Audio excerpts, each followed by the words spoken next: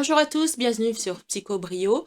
Donc aujourd'hui, on va passer à la troisième partie de ma série sur la violence émotionnelle. Donc dans la première et la deuxième partie, on a vu ce qu'était la violence émotionnelle, on a vu quelques signes de violence émotionnelle et que souvent, les violences émotionnelles sont dues à des attentes irréalistes et des attentes qui vous invalident.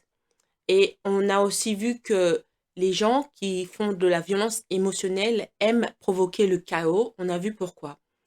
Ils agissent aussi de manière supérieure et essayent de vous contrôler et de vous isoler. Donc, dans cette troisième partie, nous allons voir d'autres aspects de violence émotionnelle. Mais avant de commencer, n'hésitez pas à vous abonner et aussi à appuyer sur la cloche de notification. Comme ça, vous serez alerté à chaque fois que je télécharge une nouvelle vidéo. Donc, voici la troisième partie sur la violence émotionnelle. Dans celui-là, on va commencer par voir la différence entre la violence émotionnelle et le conflit normal.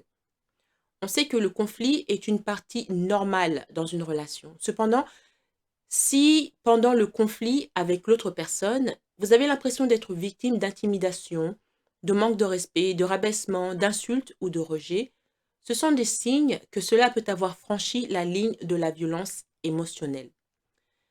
La recherche indique que les conséquences de la violence émotionnelle sont tout aussi graves que celles de la violence physique, sauf qu'au lieu de remarques physiques et d'échymoses, vos blessures sont invisibles pour des autres.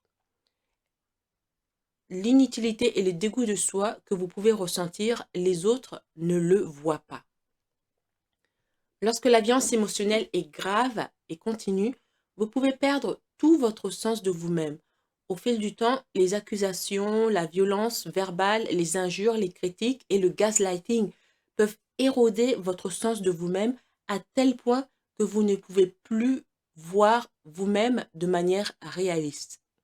Par exemple, la mère de Marjorie lui disait tout le temps qu'elle était bête, au point que, en grandissant, elle a fini par croire qu'elle était bête. Même quand ses professeurs d'école disaient: «Oh, euh, ton rapport en histoire était magnifique, j'ai vraiment aimé tes recherches sur Alexandre le Grand», et l'autre qui dit: «Oh, mais t'as des très bonnes notes en physique, comment tu fais, etc.» Eh bien, peu importe les exploits qu'elle faisait à l'école, elle croyait quand même au fond d'elle qu'elle était bête. Et comme j'ai dit dans une autre vidéo, elle a cru qu'elle était tellement bête qu'elle a refusé de passer son permis de conduire. Elle a passé son permis de conduire quand elle avait plus de 30 ans. Alors qu'elle a perdu beaucoup d'années, elle aurait pu le passer à 18 ans comme la plupart des gens et ça aurait rendu sa vie beaucoup plus facile. Donc ça, c'est l'une des conséquences qu'il en coule quand vous êtes dans un tel climat toxique. Donc par conséquent, vous pouvez commencer à être d'accord avec l'agresseur et devenir votre pire critique. Une fois que cela se produit, vous êtes pris au piège dans la relation abusive, croyant que vous ne serez jamais assez bon pour quelqu'un d'autre. Finalement, vous pouvez vous retirer de vos amitiés et vous isoler, convaincu que personne ne vous aime. La violence émotionnelle peut avoir un impact sur les amitiés parce que les personnes maltraitées émotionnellement s'inquiètent souvent de la façon dont les gens les voient et si ces gens-là les aiment vraiment. Donc, quand vous rencontrez une personne, vous vous dites, est-ce que cette personne m'aime ou est-ce que cette personne va m'aimer? C'est comme ça que vous commencez à interagir avec les personnes. Alors qu'en fait, les personnes, ben, sont pas nécessairement là pour vous aimer ou ne pas vous aimer, ils sont là pour faire leur fonction par rapport à vous. Par exemple, si vous êtes à l'école, le professeur, il n'est pas là pour vous aimer ou ne pas vous aimer, il est là pour vous enseigner. De plus, la violence émotionnelle peut causer un certain nombre de problèmes de santé. Les effets de la violence sur la santé mentale comprennent la dépression, l'anxiété et parfois le développement d'un trouble de l'alimentation. On sait qu'être maltraité émotionnellement peut également avoir un impact physique sur vous, vous amenant à développer des ulcères d'estomac, des palpitations cardiaques, de l'insomnie, etc. Dans une autre vidéo, j'avais parlé des fibromes de l'utérus. Donc ça arrive aussi à beaucoup de femmes, hein, des problèmes dans leur système reproductif.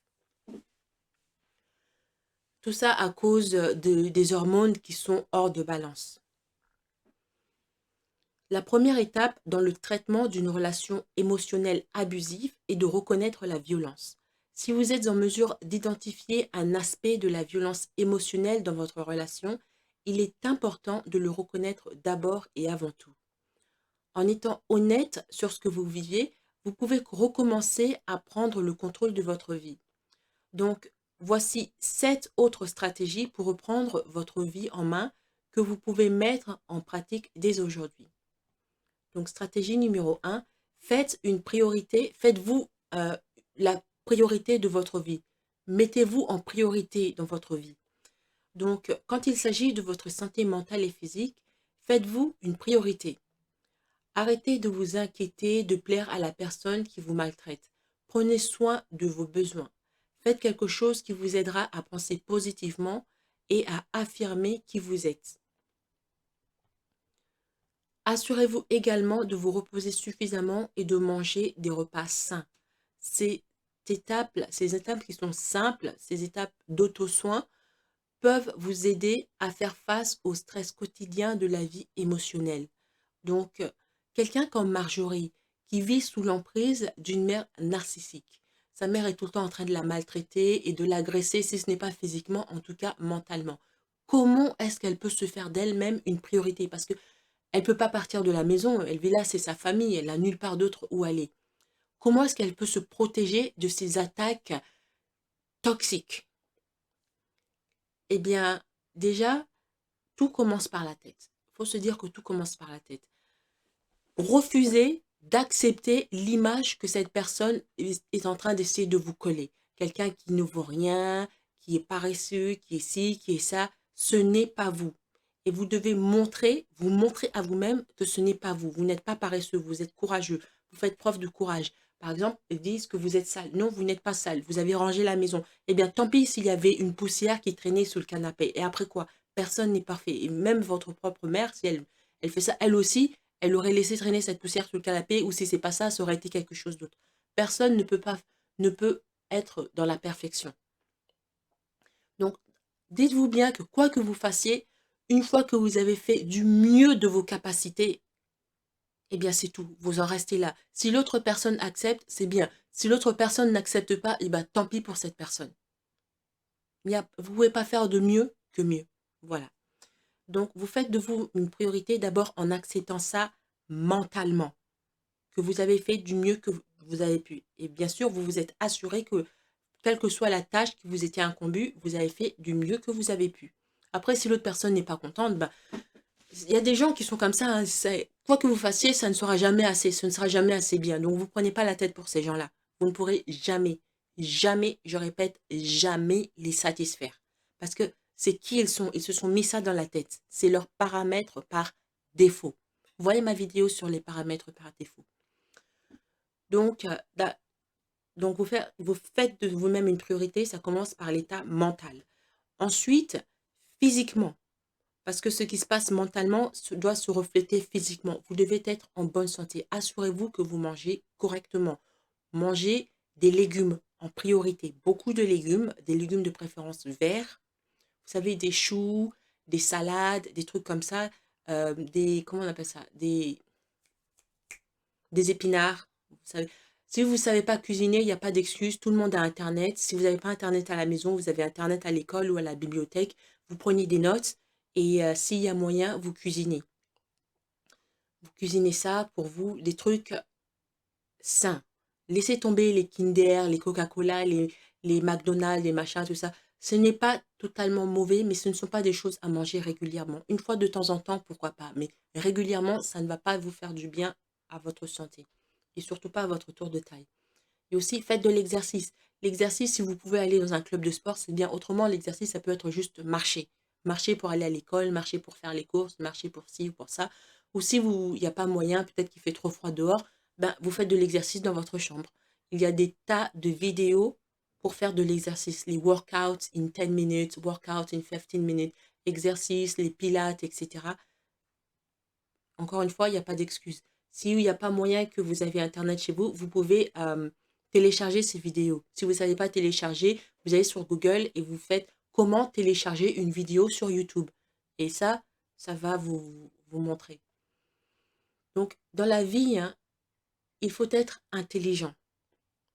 C'est quelque chose que je dis beaucoup à les gens qui souffrent et qui s'approchent de moi pour me demander des conseils. Je les dis, dans la vie, il faut être intelligent. Donc, vous devez avoir un stratège pour vous sortir de la situation où vous êtes, ou en tout cas pour tolérer aussi longtemps que possible la situation où vous êtes. Par exemple, dans le cas de Marjorie, disons qu'elle a 14 ans et elle n'a pas tellement le choix, elle va rester avec sa mère jusqu'à ce qu'elle ait, c'est quoi, 17, 18 ans, qu'elle finisse le lycée. Et après, une fois qu'elle sera à l'université, enfin, qu'elle aurait fini le lycée, une façon de fuir de cet environnement toxique, c'est d'aller dans une université le plus loin possible. Moi, je connais des gens qui étaient dans des familles toxiques et par exemple, vous savez que j'ai mon site sur les mangas, il y a des gens qui aiment les mangas, donc pour fuir de leur famille toxique, ils ont été dans une université qui est très très loin et leur prétexte était: «Oh, je veux apprendre le japonais». Aux environs où ils étaient, il n'y avait pas d'université qui apprenait le japonais, qui enseignait le japonais. Donc, il a été dans une université super loin, à l'autre bout du pays, où c'était l'une des rares universités du pays qui enseignait le japonais. Et comme ça, tout le temps où cette personne a passé du temps loin de sa maison, loin de l'environnement toxique, cette personne a eu le temps de récupérer, tu vois, de se soigner mentalement en quelque sorte, en apprenant le japonais, une langue que, bien sûr, cette personne aime beaucoup et ça lui a servi plus tard. Donc, vous devez faire de vous-même une priorité. Protéger votre santé mentale et protéger votre santé physique. C'est les deux choses, votre deux top priorités que vous devez faire. Tout ce qui est là pour abuser de votre santé mentale, les amis, les machins, nanana, évitez-les. Si vous ne savez pas les éviter, il y a ma vidéo sur les rochers gris. Regardez cette vidéo, ça vous donnera quelques indications sur comment procéder. Donc, protégez votre santé mentale et votre santé physique. Prenez soin de vous. Parce que si mentalement ou physiquement vous êtes tout rabougri, à quoi ça sert? Vous êtes encore une personne, vous êtes un être humain, tout comme le ciel et les étoiles, tout comme l'herbe et les rivières, vous avez le droit d'être là. Ce n'est pas un autre être humain qui doit vous dire, vous n'avez pas le droit d'être là. Cette personne n'a pas ce droit sur vous. Maintenant, le point numéro 2, c'est établir des limites. Si c'est possible, si vous êtes en sécurité, si vous vous sentez assez en sécurité pour le faire, vous pouvez dire fermement à la personne violente qu'elle ne peut plus vous crier dessus, vous insulter, être impoli avec vous, etc. Ensuite, vous pouvez dire à cette personne ce qui se passera si elle choisit de s'engager dans ce genre de comportement. Ce n'est pas toujours possible, mais il y a des cas où c'est possible. C'est à vous de voir où vous en êtes. Par exemple, vous pouvez dire que si cette personne vous insulte, eh bien, la conversation sera terminée et vous quitterez la pièce. L'idée, c'est de respecter vos limites. Donc, quand vous dites, si tu me fais ça, je vais faire ça, eh bien, le jour où cette personne fait ça, vous devez procéder à ce que vous avez dit que vous allez faire après. Cela renforce à l'autre personne que sa violence émotionnelle ne sera pas tolérée. Ne communiquez pas des limites que vous n'avez pas l'intention de garder. Donc, le point numéro 3, c'est que vous devez arrêter de vous blâmer. Si vous êtes dans une relation émotionnelle abusive depuis un certain temps, vous pouvez croire qu'il y a quelque chose de grave qui ne va pas chez vous, mais vous n'êtes pas le problème. Abuser, c'est un choix que l'autre personne a fait. Si vous avez des conflits avec une personne, si vous ne vous entendez pas avec une autre personne, il y a 10 et 1000 manières de régler cela. Donc, par exemple, vous pouvez soit vous mettre en colère, abuser la personne, etc., ou soit dire, écoute, j'aimerais te parler, voici ce qui s'est passé, comment est-ce qu'on peut régler ce problème? Mais les abuseurs, eux, ils n'ont pas choisi la deuxième solution, ils choisissent la première, qui est la plus violente et aussi la plus paresseuse. Alors, vous devez arrêter de vous blâmer pour quelque chose sur lequel vous n'avez aucun contrôle. Vous n'avez aucun contrôle sur la manière dont les gens choisissent de procéder pour communiquer avec vous. Que ce soit, on peut communiquer avec vous d'une manière douce et ferme ou alors d'une manière violente. Eux, ils ont choisi la manière violente. C'est un choix. Ils ne sont pas obligés. Il y a des tas de familles où il y a des tas de problèmes et tous ne sont pas en train de se quereller ou d'être toxiques l'un envers les autres. Au contraire, dans les familles où il y a de l'amour, on donne la priorité à l'amour, à la communication, ce genre de choses, à la paix et à l'harmonie. Point numéro 4, réalisez que que vous ne pouvez pas les sauver. Non, vous ne pouvez pas sauver votre abuseur, vous ne pouvez pas le réparer. Malgré tous vos efforts, vous ne pourrez jamais changer une personne émotionnellement abusive en faisant quelque chose de différent ou en étant différent. Une personne violente, une fois encore, fait le choix de se comporter de cette manière abusive. Rappelez-vous que vous ne pouvez pas contrôler leurs actions et que vous n'êtes pas à blâmer pour leur choix. La seule chose que vous pouvez contrôler est votre réponse à la violence émotionnelle. Ce sont des gens qui n'ont pas besoin de vous. Vous n'êtes pas là dans le sens que vous ne pouvez pas les sauver.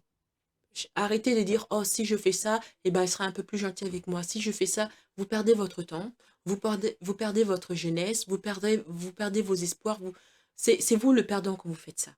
Parce que cette personne a déjà déterminé dans son cœur que peu importe ce que vous faites, il continuera à vous détester. Pour une raison ou pour une autre. Tous ont leurs propres raisons.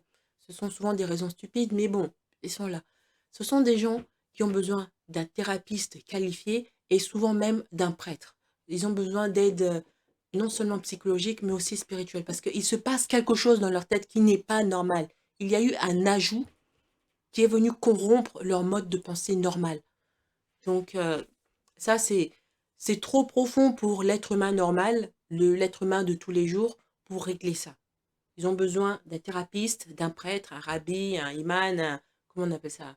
Un pasteur ou enfin quelqu'un qui s'y connaît au niveau spirituel. En plus de l'aspect psychologique, ils ont besoin de ça.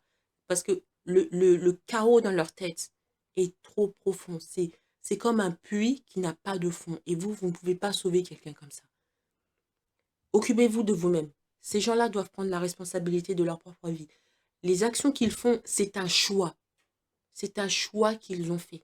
Il y a des tas de gens qui ont vécu leur enfance, qui ont vécu la même situation qu'eux dans leur enfance, ou etc.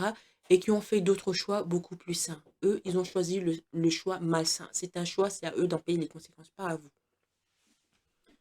Voilà, donc ça c'était la troisième partie en ce qui concerne la violence émotionnelle. Dans cette partie, je dis vraiment que occupez-vous de vous-même et ne vous cassez pas la tête à sauver les autres.